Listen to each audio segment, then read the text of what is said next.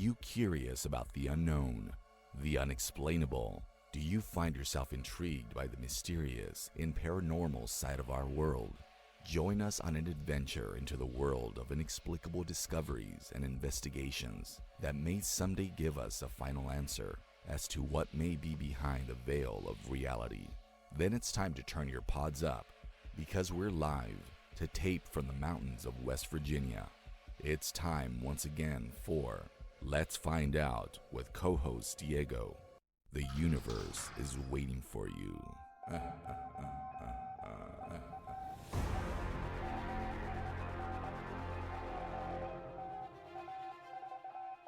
Live to tape from the mountains of West Virginia, it's another episode of Let's Find Out with co-host Diego. Thank you for taking this journey with me. On this episode of Let's Find Out, our good friend J.E. Shook returns with his new book, Akachi the Dark Hunter, available through Zombie Media Publishing. A powerful vampire and his followers have come from Europe to the Dark Continent. They had been moving across Africa for months. One man knows who they are and is trying to find them by chasing them across Africa. This man is a holy hunter named Semi. Semi is a lone hunter and a man of God. Semi's pursuit eventually crosses paths with young Akachi. Please welcome to Let's Find Out our good friend and my former tag team partner and author J.E. Shook. My friend, welcome back to Let's Find Out. It's been a while. Yes, sir, it has, but it's good to be back on the show, man. This is my favorite podcast, so I hope we get plenty of views out of this. No, I appreciate that. And, we were talking about former tag team partners. There's so much that you've done with your thing right now. You're an accomplished martial artist. You're also part of the ATV club. How is all that going for you right now? I'm going pretty good. We've kind of switched things over. The guy that is kind of my what you call sensei instructor, however you want to look at him, we've switched over. We're just doing Krav Maga right now, which I'm recovering from shoulder surgery, if I can speak. And, so it's been going really slow for me, but I'm getting back into the swing. I was literally in your neck of the woods in West Virginia last week, riding the Hatfield McCoy trails. Had a lot of automotive issues with my truck breaking down, but outside of that, we had a great time. So everything's been going good. Good. And while you're out there in the woods doing your thing, you see anything out there out of the ordinary? I wish I could say yes. I wish I could have a great story, but it's just we saw some deer, some turtles, some snakes, a couple of hillbillies, but nothing out of the the norm. No, that's how it starts, though. That's how every horror movie starts. Well, the name of the town was War, so it kind of gives you an idea. Oh, there you go. Oh man, so you're having great adventures. So let's talk about last year, December. You were the first guest on this version of the show of Let's Find Out with co-host Diego. Prior, you were on the Diego and Divorce show. We talked about your first book that you released, which was called Tepes the Night Stalker. For those that may have missed that first episode or that prior episode on the old show, can you catch them up and let them know what Tepes the Night Stalker was all about? Yeah, pretty much. He was just a guy who was living a long time ago. He was he was a cobbler. He's a guy that made shoes. He lived in a small town. He had his wife and his kids. Pretty much he dies, is buried wrong. One thing doesn't go right, another thing doesn't go right. He is resurrected as a zombie. The old school vampire was much more of a zombie than it was the modern day vampire. It's kind of a hybrid. And when he comes back, he's just stalking the town. And that's where Akachi comes in as a more of a seasoned monster hunter, comes in to try and stop Tepes, and that's where the book takes. And my new book, which is Akachi, the two books actually cross when Akachi arrives in town. Akachi, the Dark Hunter, is more of a like an origin story, right? Yeah, it's I came up with the idea for Tempest first off of just old Slavic folklore, and I wanted to have some type of a really, really good hero or a protagonist to stop him. So I come up with the idea of having a African holy man. And after doing some research and coming up with some ideas, I came up with Akachi. And he is going to be, this is his origin story about how his childhood was, what happened to him, how he became a hunter, and everything leading up to his life before he runs into Tempest.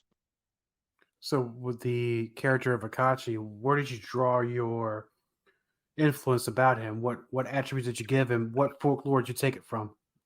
I was a mix of a lot of stuff. The biggest thing is I remember watching a lot of like B movies when I was a kid, a lot of just off the wall movies no one's ever heard of, and I took a bunch of stuff and just mixed it together.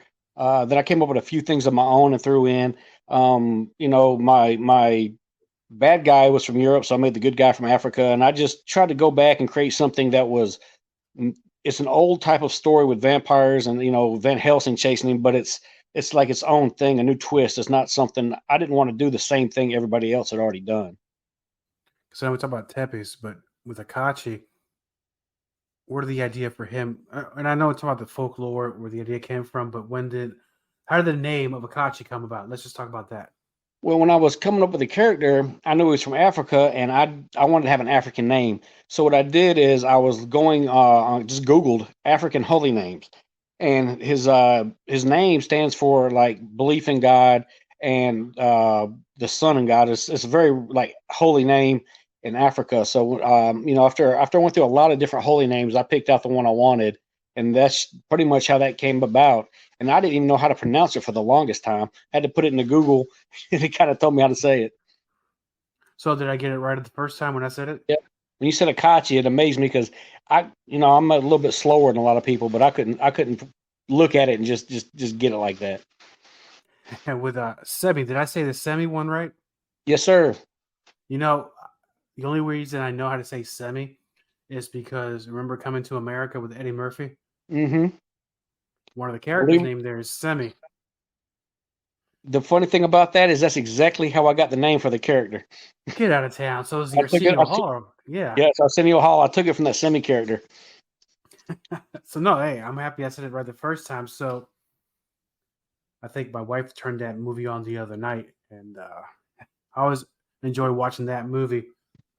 So now with Tepes and Akachi, you've written those books, and you're going back now, kind of like a prequel deal. What any ideas on what to do next with this? It's really odd because usually somebody will start with a story and move forward. I actually started with Tempest, and I'm working backwards. This is a prequel to Tempest, and I'm probably at some point going to write a book about Semi, which would be a prequel to Akachi. But right now, I've got, I don't know, 5 or 6 stories I work on. Whenever I feel like something hits me, I'll write it down. But I got one about a boo hag, I got one about a wolf man, I got one about being in the woods in West Virginia. I got another one called Gluteus Maximus versus Rolling Dice. You might recognize those names, but everybody else won't. Absolutely do. I actually saw Gluteus Maximus today. We got lunch, but it's going to be a Roman warrior versus a Spartan warrior, and I've got that one about 7 chapters in, so it'll be probably the next book I put out. Now, speaking of Glute, he was one of the matches that I had down at Power Pro many, many, many, many years ago, and he had an unbelievable finish. But let me ask you this: when you brought up this idea to Glute, now was this both of you's idea, or was this something you came up with? You introduced it to him. I introduced it to him. I was just trying to think of characters and things that we do, and I was thinking about things in the past, and I just shot him a message and just checking to see if it bothered him if I could use his name or not. And he said he was cool with it. He really has no idea what the book's about, what I'm doing with the name or anything. He just told me I was free to use it. So when I get it done, I'll shoot him a copy of the book and see what he thinks. No, now will all this be like a multi-universe thing where everything is around the Tepe storyline? Or are we going outside of that? This one's going to be outside of that. This is more of a, I don't know how to put it. It's not going to be a horror book as much as more like an action, old school 2 guys fighting type of thing. But majority of everything I've got written down in my ideas are horror, except this one book. So it would be a little more of an action comedy kind of thing? Yeah, it's going to pretty much be, I'm going to have Rome invade Sparta, and they're going to have their best warriors fight. So not to give too much of it away, but yeah, pretty much it's going to have the best Spartan versus the best Roman. Let's see who comes out on top. I know you just released Akachi, and I get excited when people release these projects, and I ask them, when do you foresee this coming about? Will it be sometime later next year? The way I've been here lately, I'll just sit down, get bored, and start writing. I think I might be able to pull that one off by the end of this year. That's when I've been working on more than anything else. So I'm thinking if everything works out the way I want it to, I'd like to have that out in a couple of months. And with all the writing you've been doing and the ideas, now you had a trip down to my state in West Virginia, but you were down yonder. That's even more yonder than where I'm at. That was in the southernmost part. Right. So you had some automotive issues. No cell phone was working. Everything has a formula to have an idea for maybe another, like a horror story of some sorts there. Yeah, it was kind of crazy the way it worked out because I'm working on a horror story where guys are riding in the mountains, and I had two small issues that trip. One, my buddy was looking at the reservoir inside my side by side and decided that it didn't have enough fluid in it, and he poured water in it. Well, you're not supposed to do that, and I overheated on the trail. It took me an hour and a half to get home off the trail back to the cabin. If you've never been in the back of the mountains in the middle of the night with no power, that's spooky. And I told him, this is going in a book. I'm going to have to come up with a storyline around this. And then, literally 2 days later, as we're leaving, my vehicle locks the brakes up in the middle of the road, and I can find no help. I'm like, this is all writing itself for me because although the story may be fictional, a lot of the elements are actually going to come from an ATV trip that I took last weekend. And was this part of the ATV club that you're part of? Yeah, we had a small group. It's like we're pushing 400 members now. We're just a little shy, but it was only me, my girlfriend, and two of my buddies. We went up for a little impromptu drive. We just went out and had fun. I guess part of the fun is going through the trials and tribulation of a trip such as that. In a way, it kind of works out for you because now it gives you a little bit of a source material for your next series of books or stories. Yeah, and if you've ever been out there, we actually, I don't know where we were at. We were in the middle of nowhere. It looked like a dried up creek bed. It was all bedrock. And we were sitting out there. It's probably about midnight. We cut everything off. We turned all the lights off, made sure there was no noise. And we were just listening to nature and trying to look at the moonlight to kind of look around us.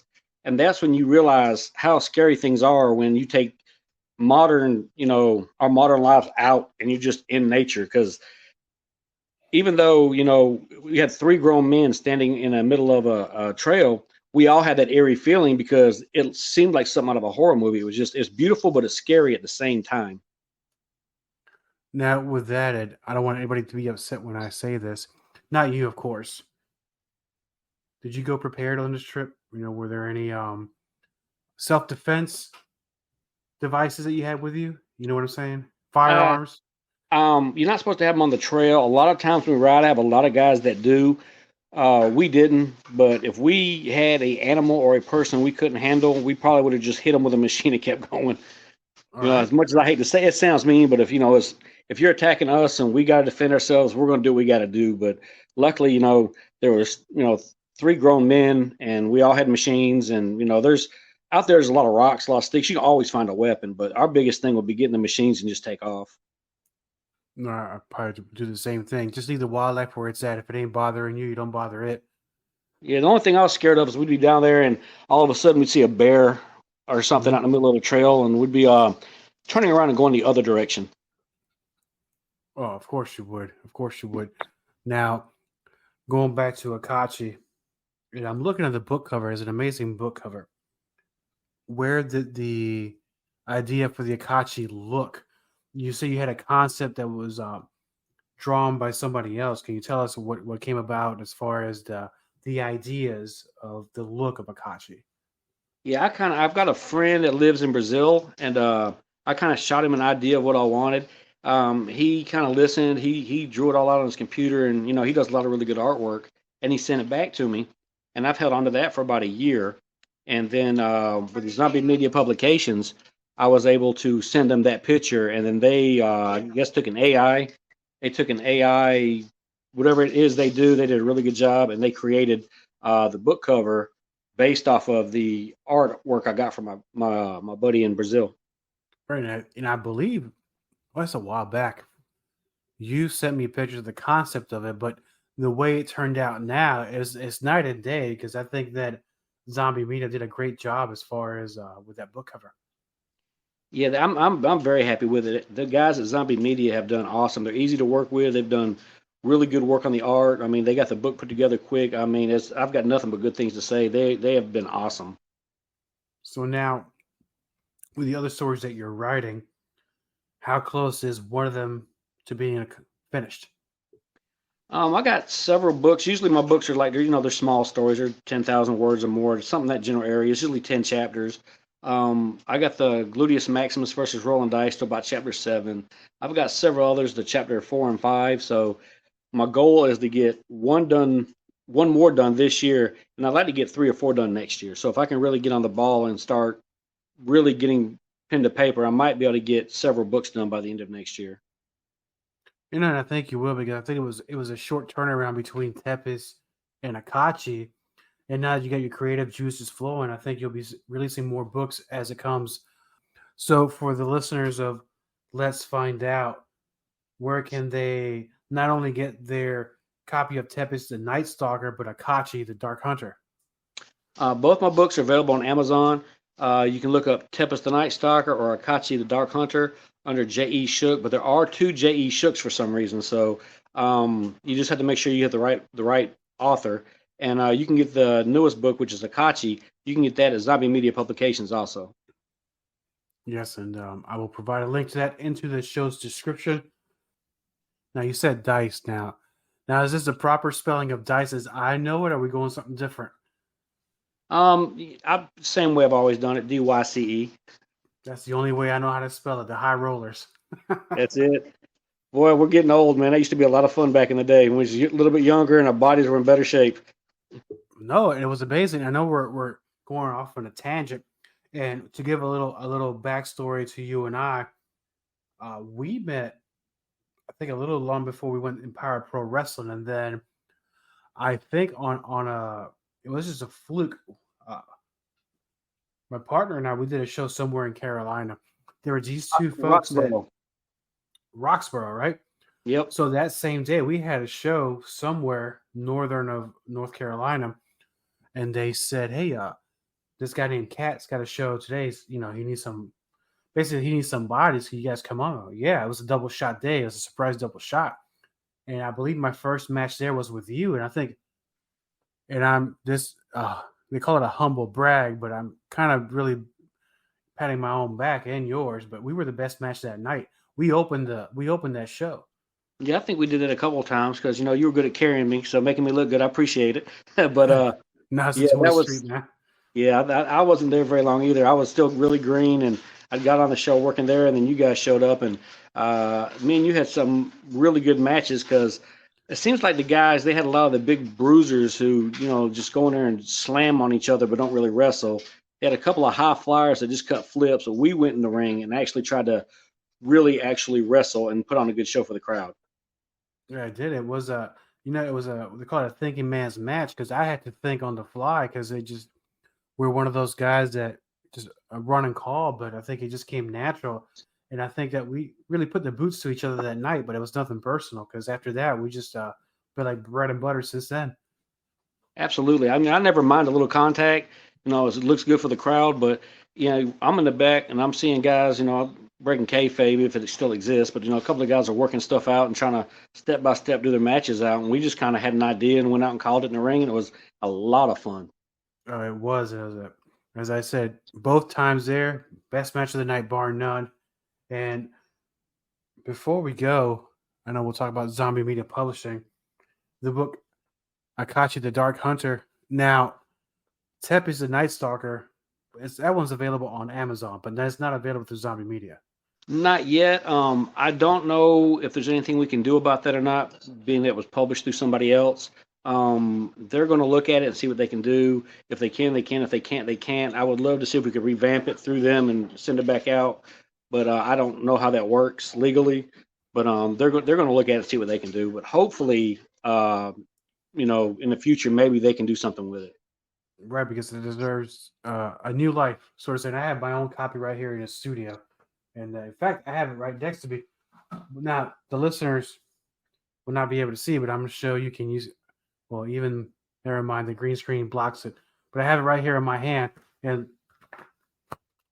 that's the page that's making the sound effects. So I really appreciate you being on the show. And you said it was jeshook.com to find out more about what it is that you're doing? Well, that was it, but it's kind of that I've lost the domain. I didn't pay for it. We just kind of let it go. So right now, it's pretty much everything is either Amazon and Zombie Media Publications. Perfect. And also your social media as well, right? Yes, sir. It's J.E. Shook on Instagram. There's a J.E. Shook for Facebook. Just if anybody's got anything, any questions, anything they want to say, or questions about the book, they can just hit me up on there, and I'll give them an answer as soon as I realize I've got a message. Understood. I have so many hidden messages, I don't even know what to do with them. But my brother, I appreciate you coming back on Let's Find Out. And again, I know I mentioned this countless times. I really appreciate you, especially on that night where on the fly, I said, Brother Dice, can you come on the show? And you said, I'll be there. And you were there from day one. So I really appreciate the support you have for the show, not only on day one, but all the months that followed after that. I know. I appreciate you bringing me on, man. It's been a lot of fun. It's my third time on, and I don't get to see everybody like I used to, so it's good to run into people, and it's good to advertise everything we're doing, and push Zombie Media, push us, push you. I'm hoping everybody can just grow and get more notoriety out of it. Hell yeah, man. We'll have you back on again when you release next year, the next series of books, and I really want to dig into the Gluteus Maximus book, man. I think that's going to be entertaining. And in fact, I'd love to bring Glute on this show and talk about it. You know what? I will talk to him one day, and if I can get that book released and published, maybe we could talk him into showing up. I think we can make this happen again, brother. Thank you so much for being on, and we'll have you back on next year. This has been another excellent episode of Let's Find Out with me, co-host Diego. Please check us out on Spotify, Amazon Music, and all our social media pages. And we're also on YouTube and also on Rumble. Thank you for taking this journey with me. Until next time, my friends. Thank you for listening to Let's Find Out with co-host Diego. We're on Spotify, Google Podcasts, TuneIn, Pocket Casts, and on Anchor. For more information about Let's Find Out with co-host Diego, please visit us on Facebook.com/co-host Diego, on Twitter at co-host_Diego, and on Instagram as co-host Diego. Copyright co-host Diego. All content for Let's Find Out is the property of co-host Diego and is served directly from our servers with no modification, redirects, or rehosting. All celebrity impersonators are paid performers. The impersonated celebrities do not endorse or promote any views or opinions expressed by our guests, co-host Diego, or Let's Find Out. The information shared on Let's Find Out is provided on an as-is basis with no guarantees of completeness, accuracy, usefulness, or timeliness.